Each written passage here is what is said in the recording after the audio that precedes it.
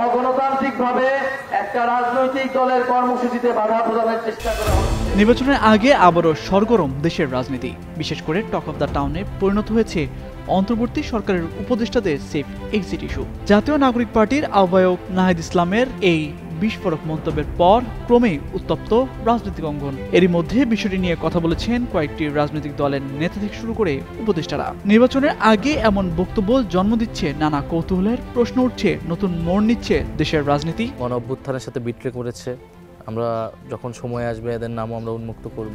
গেল রোববার এখন টেলিভিশনের প্রকাশিত এক সাক্ষাৎকারে দেখা যায় এনসিপির আহ্বায়ক অভিযোগ করেন উপদেষ্টাদের অনেকেই নিজেদের আঁখের গুছিয়েছেন, যখন সময় আসবে তারা তাদের নামও প্রকাশ করবে বলে হুঁশিয়ারি দেন তিনি।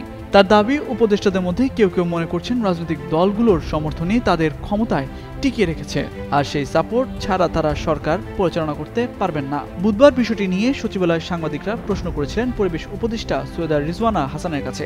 জবাবে তিনি এনসিপি নেতার যে অভিযোগ তুলেছেন সেটি বিষয়ে পরিষ্কার তথ্য প্রমাণ তুলে ধরার আহ্বান জানান। এটা নাহিদ ইসলাম অভিমান থেকে বলেছেন নাকি তার কোনো একটা ব্যাপারে কষ্ট আছে, সেই বিষয়গুলো পরিষ্কার উনাকে করতে হবে, তাকে তার বক্তব্য প্রমাণ করতে হবে বলে জানান এই উপদেষ্টা।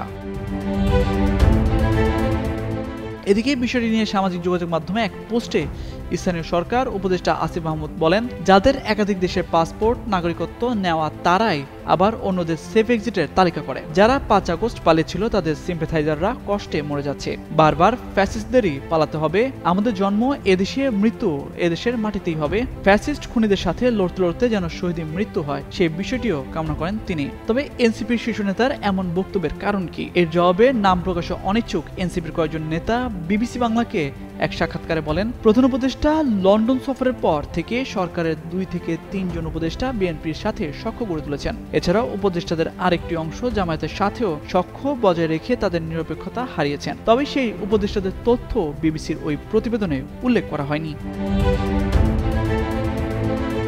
রাজনৈতিক বিশ্লেষকরা মনে করেন উপদেষ্টাদের দায়িত্ব পালন করতে না পারা ব্যর্থতা। তবে সেফ এক্সিটের প্রশ্ন আসলে সেটি মূলত একটি অনিয়মতান্ত্রিক পরিবর্তনের কথাই বোঝায়। ভোটের আগে এই প্রশ্নগুলো নতুন করে সংকট তৈরি করতে পারে বলে মনে করেন তারা।